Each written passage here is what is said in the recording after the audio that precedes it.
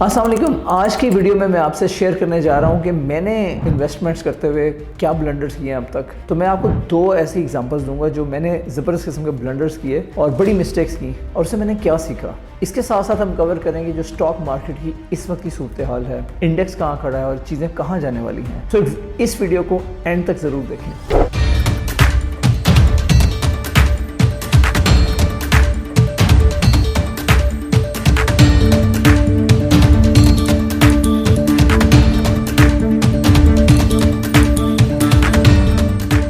सबसे पहली बात तो ये है, कभी आपने इन्वेस्टमेंट्स में नुकसान उठाया? आई एम श्योर कि आपका जवाब यस में ही होगा, क्योंकि कोई भी बंदा जो पक्का इन्वेस्टर है, काफ़ी देर से इस काम में लगा हुआ है, उसने लाजमी कोई ना कोई गलतियां की हैं और उससे कुछ सबक सीखा है और फिर वो आगे बढ़ा। मेरे साथ भी कुछ ऐसा ही हुआ कि कुछ सालों पहले जो मेरा माइंडसेट था वो ये था कि यार कुछ ना कुछ इन्वेस्ट करना है, लेकिन पता नहीं था कि कहाँ से शुरू करना है। और मैं बात कर रहा हूँ क्रिप्टो की। हुआ कुछ यूँ कि एक दोस्त थे यूएस में, उन्होंने मैं क्रिप्टो के बारे में बताया, बिटकॉइन के बारे में बताया कि एक दोस्त के कहने में मैंने फ्यूचर के अंदर मैंने कहा चलो यार let's test the waters, thought USDT डाले और इन्वेस्ट किए। अच्छा, शुरू में तो जिसे कहते हैं ना बिगिनर्स लक, तो मुझे इसका बेनिफिट हुआ और मुझे लगा यार मुझे तो समझ आ गई, मुझे पैसा बनाने का तरीका आ गया, अब तो 100 से भी पैसा बना लूँगा। एनी हाउ मैंने वो डे ट्रेडिंग स्टार्ट कर दी। उस वक्त 2017 की बात है। 2017 में बिटकॉइन ने जो पीक टच की थी वो अराउंड $20,000 की टच की थी। मेरे दोस्त उसमें कुछ अरसे से लगे हुए थे और मेरा ख्याल था कि चूंकि ये इसमें लगे हुए हैं, इसमें कर रहे हैं, मुझे कुछ सीखने की ज़रूरत नहीं है, मुझे सिंपली मैं इनको कुछ फ्यू $1,000 इनको दे देता हूँ और ये उसमें लगा देंगे और प्रॉफिट मुझे ले देंगे। तो मैंने कुछ ऐसे ही किया, मैंने कुछ $4-5,000 उनको दिए, मैंने कहा यार मेरी तरफ से भी लगा देना। तो मुझे कुछ पता नहीं था कि क्रिप्टो क्या करती है, बिटकॉइन क्या करता है। तो फिर इवेंचुअली होना क्या था, वो $20,000 पे बिटकॉइन की वैल्यू थी और दैट वाज द पीक, या जिसे ऑल टाइम हाई कहते हैं। जब वो नीचे गिरा तो वो गिरा 10,000 पे आया, फिर वो 5,000 पे आया, फिर वो 3,000 पे आया। हमारी तो बिल्कुल बस हो गई। हमने कहा यार अब जैसे थोड़ा सा भी ऊपर जाता है ना ये, तो इसको बेच दो। तो कुछ ही अरसे में 2-3 साल में आपको पता है बार बार जितनी भी इन्वेस्टमेंट्स होती हैं वो साइकिल्स में मूव करती हैं। तो कभी वो नीचे जाती हैं, फिर वो ऊपर जाती हैं, फिर वो नीचे जाती हैं, फिर ऊपर जाती हैं कुछ सालों में। तो बिटकॉइन ने रिवर्स ट्रेंड बनाया और ऊपर जाना शुरू किया। अब हमें चूंकि इसके साइकिल का नहीं पता था, तो जैसे ही उसने $10,000 को टच किया तो मैंने अपने दोस्त से कहा यार इसको बेच दो।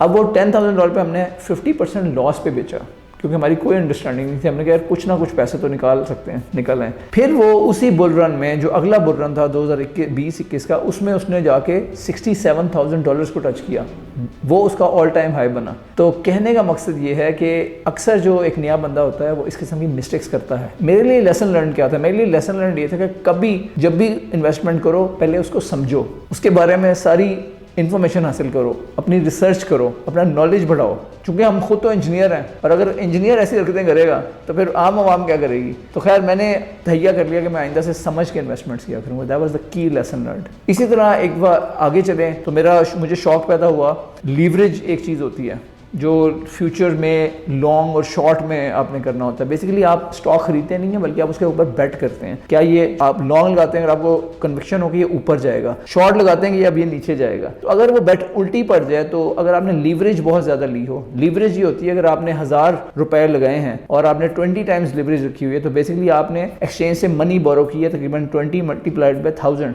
20,000, उसके साथ आप खेल रहे हैं। तो अगर वो प्रॉफिट हुआ तो आपको उसी 20x के हिसाब से प्रॉफिट होगा, लेकिन अगर आपको लॉस हुआ तो वो 20x के साथ ही आपका पैसा सारा डूबेगा। जितनी तेज़ी से वो ऊपर जाता है उतनी तेज़ी से वो नीचे भी आएगा। तो अक्सर लोग इसमें बेतहाशा लॉसेस कर बैठते हैं। तो मैंने भी आगे चल के इसी किस्म की कुछ गलतियां और की, और एक मिस्टेक ऐसी की कि मुझे तकरीबन ओवर $20,000 का नुकसान उठाना पड़ा। तो जहाँ बात हो रही है ना फेलियर्स की, तो मैं आपसे एक स्टोरी शेयर करता हूँ अपने फेलियर की, और जहाँ पे मुझे काफ़ी बड़ा नुकसान उठाना पड़ा। एक है कि आपने एक ऐसी चीज़ में पंगा लिया जो आपको नहीं आती थी, समझ नहीं है जिसकी।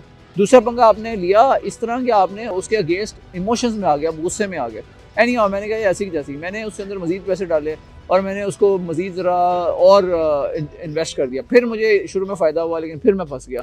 अब जब मैं फंसा तो मेरा कोई $10,000 जो है ना वो उसके अंदर लगा हुआ था, लेकिन मैंने लॉस लेते लेते मैं चलता गया। मैंने कहा नहीं यार कोई मसला नहीं है, महीने 2 महीने मेरी ट्रेड खुली रही, लेकिन वो उल्टा ही पड़ता रहा मुझे। इससे मैंने क्या लेसन लर्न किया? मैंने तौबा की कि मैंने आइंदा कभी लिवरेज को टच नहीं करना, मैंने कभी फ्यूचर्स में नहीं खेलना। तो कुछ चीज़ें ऐसी होती हैं जो आपको वक्त सिखाता है, और वो जब तक आप उसमें पढ़ते नहीं है, आप you get your hands burned, तब तक आपको समझ नहीं आती। तो मेरा आपको मशवरा ये है कि आप मेरे एक्सपीरियंस से फ़ायदा उठाएं और ऐसी गलतियों से बचें, लीवरेज से बच के रहें, स्टॉक्स उसकी खरीदो फरोख्त से प्रॉफिट बनाएं। एक और लेसन लर्न ये भी है कि किसी और दोस्त के कहने पे ना करें, बिकॉज उसकी गेम आपकी गेम से डिफरेंट है, उसके सर्कमस्टेंसेज आपसे डिफरेंट है। हो सकता है कि वो लॉन्ग टर्म चलना चाह रहा है, आप शॉर्ट टर्म के मूड में हैं, या वो शॉर्ट टर्म खेल रहा है और आप लॉन्ग टर्म के मूड। आपकी स्ट्रैटेजी जो है वो बहुत मैटर करती है, उसका इंपैक्ट आपके आउटकम पे होगा। अगर आपके ऑब्जेक्टिव्स लॉन्ग टर्म के हैं तो आपको लॉन्ग टर्म रिजल्ट्स और लॉन्ग टर्म स्ट्रैटेजी रखनी है, जबकि अगर आपका जो दोस्त है वो शॉर्ट टर्म गेन कर रहा है या डे ट्रेडिंग कर रहा है या बिल्कुल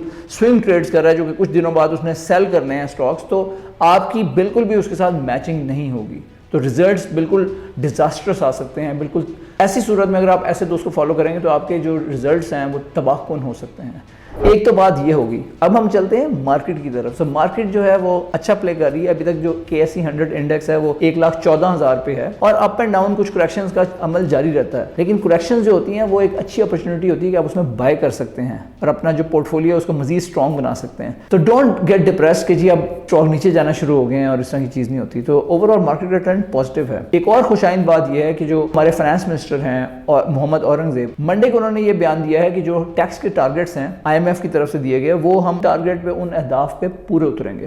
तो ये बड़ी अच्छी खुशाइन बात है। तो ये एक अच्छी न्यूज़ है, that's a good news for the market. इसके अलावा मैंने आपको रिफाइनरी सेक्टर का बताया था कि जो रिफाइनरी है लास्ट वीडियो में जो लास्ट वीक में थी, यहाँ क्लिक करके आप उसको देख सकते हैं। मैंने आपको बताया था कि रिफाइनरी सेक्टर है उसकी एक मीटिंग हो रही थी डेवलपमेंट एग्रीमेंट के सिलसिले में, और उसकी बेसिस पे रिफाइनरी सेक्टर उस न्यूज़ की वजह से अच्छा परफॉर्म करता रहा है और आगे भी उम्मीद है कि कुछ अच्छा परफॉर्मेंस देखने में आएगी। तो ये है अब तक की स्टॉक मार्केट की अपडेट। अच्छा, बाय द वे एक मैंने आपको लास्ट वीडियो में ये भी बताया था कि मेरे एक दोस्त हैं, उन्होंने स्टॉक इन्वेस्टमेंट का मशवरा मांगा था, तो मैंने उनको गाइड किया था कि कैसे आप अपना अकाउंट ओपन करके ये काम स्टार्ट कर सकते हैं। इस वक्त उन्होंने अपना अकाउंट ओपन कर लिया है, उन्होंने BMA के साथ किया है, सारा का सारा प्रोसेस ऑनलाइन था, आप उनको बिल्कुल जाना नहीं पड़ा, और साइन में भी उन्होंने PDF फाइल बना के तो उनको सेंड कर दिए हैं जो सिग्नेचर वाली फाइल है। इसके साथ साथ अपना बैंक अकाउंट की इन्फॉर्मेशन भी उन्होंने उनसे IBAN शेयर कर दिया, तो उनका अकाउंट अब ओपन हो चुका है और सारे अमल को सिर्फ 3 दिन लगे हैं। ये प्रोसेस काफ़ी स्ट्रीमलाइन हो चुका है। तो उन्होंने तो अपना अकाउंट सिर्फ 3 दिन में बना लिया। क्या आपने अपना अकाउंट बना लिया? तो पहला स्टेप तो स्टॉक इन्वेस्टमेंट का यही है कि आप पहले अकाउंट बनाएं, उसके साथ साथ पोर्टफोलियो माइंडसेट से इसके अंदर इन्वेस्टमेंट स्टार्ट करें। बेशक आपके पास मिनिमम इन्वेस्टमेंट अमाउंट है जो कि 5,000 रुपए है, लेकिन ऑलवेज थिंक कि मैंने इसमें से 3,000 रुपए या 2,000 रुपए डिविडेंड्स वाले स्टॉक्स में लगाने हैं जो लॉन्ग टर्म स्टॉक मुझे बेनिफिट अच्छा देंगे, और बाकी जो मैंने लगाने हैं वो शॉर्ट टर्म में मैं लगा सकता हूँ। ज़्यादातर आपका जो रुझान है, जो थिंकिंग प्रोसेस है, वो लॉन्ग टर्म इन्वेस्टमेंट का होना चाहिए, क्योंकि ट्रेडिंग में अक्सर आप अपना लॉस कर बैठते हैं। स्पेशली जो डे ट्रेडर होते हैं 90% ऑफ द टाइम वो लॉसेज उठाते हैं। तो ये चीज़ें मद्देनजर रखें। पिछली वीडियो में मैंने काफ़ी डिटेल में एक्सप्लेन किया है कि लॉन्ग टर्म इन्वेस्टमेंट बेहतर रहती है या ट्रेडिंग बेहतर रहती है। यहाँ पे क्लिक करके आप इस वीडियो को देख सकते हैं। तो ये सारी चीजें आपको मद्देनजर रखनी चाहिए अपनी इन्वेस्टमेंट्स में। नंबर 1, मिस्टेक्स हर कोई करता है, लेकिन इंपॉर्टेंट चीज है कि आपने लेसन लर्न करना है और दोबारा वो मिस्टेक रिपीट नहीं करनी। आपने हार नहीं माननी, आपने प्रोसेस जारी रखना है इन्वेस्टमेंट्स का। तो आपकी जो आहिस्ता आहिस्ता लर्निंग है उसकी वजह से आप वो गलतियां दोबारा नहीं दोहराएंगे, तो इसकी वजह से आपकी जो अच्छी जो इन्वेस्टमेंट है वो प्रॉफिटेबल होना शुरू हो जाएगी। अगर आप 50% भी इन्वेस्टमेंट अच्छी कर लें और 50% आपकी जो इन्वेस्टमेंट है वो उल्टी पड़े, तब भी you will be in profit, आप अच्छे खासे प्रॉफिट में रहेंगे। तो basically I shared with you कि मिस्टेक्स करनी है, लेसन लर्न करने हैं, उनसे सीखना है और आगे बढ़ना है। उसके साथ साथ मैंने कुछ मार्केट की अपडेट्स और खुशाइन न्यूज़ आपसे शेयर की है। ओवरऑल आउटलुक पॉजिटिव ही चल रही है, रिफाइनरी भी अच्छा प्ले कर रही है। तो इसके साथ साथ मैंने आपको थोड़ा सा टिप्स दिए हैं कि कैसे आप अपनी इन्वेस्टमेंट्स जो इस साल भी करें 2025 में, उसको ध्यान से करें, और उनमें जो इंपॉर्टेंट चीज़ है वो ये है कि कॉन्टिन्यूटी होनी चाहिए, कंसिस्टेंसी होनी चाहिए और एक लॉन्ग टर्म व्यू के साथ चलें। शॉर्ट टर्म ना करें, चीज़ों में बड़े रिलैक्स होकर चलें। अच्छा, एक और आखिरी बात मैं आपको बताता चलूँ, जो भी आप इन्वेस्टमेंट्स करें और जो भी आप आहिस्ता आहिस्ता इसमें आना चाहें, तो सबसे इंपॉर्टेंट पॉइंट ये होता है कि यार स्टार्ट कहाँ से लें। तो स्टार्ट करें साइड हसल से। जो भी डे जॉब है वो करते रहें, लेकिन 1 घंटा जरूर फोकस दें जिसमें आप कोई भी ऐसी चीज़, नई चीज़, इन्वेस्टमेंट्स के जो है ना उसको सीखना शुरू करें, रिसर्च स्टार्ट करें। आहिस्ता आहिस्ता आप इन चीज़ों में आना शुरू हो जाएंगे। गोल आपको क्लियर होना चाहिए। गोल आपको यह होना चाहिए कि यार मैं ये सारा कुछ करने के बाद फ्रीडम हासिल करूंगा। जो भी आपका पैसा है या जो भी आपका, सबसे इंपॉर्टेंट चीज़ ये है कि वो आपको फ्रीडम दे वो करने की। सुबह जब आप उठें तो आपको पता हो कि यार मैं आज वो सब कुछ कर सकता हूँ जो मैं चाहता हूँ। आपको जो दिल करे आप वो कर सकें। ये वो आज़ादी है जो आपकी सोच को बड़ा करेगी, जो आपके विजन को बड़ा करेगी, और वही आपको असल फाइनेंशियल फ्रीडम की तरफ लेके जाएगी। फाइनेंशियल फ्रीडम मैं इस जर्नी पे कहाँ खड़ा हूँ, मैंने कैसे अचीव की, इस पे मैं अगली एपिसोड में आपसे बात करूंगा। अगर आपको ये वीडियो पसंद आई तो प्लीज लाइक कर दें। अगर आपने चैनल को सब्सक्राइब नहीं किया तो प्लीज जरूर सब्सक्राइब कर लें। Thank you very much. Allah Hafiz.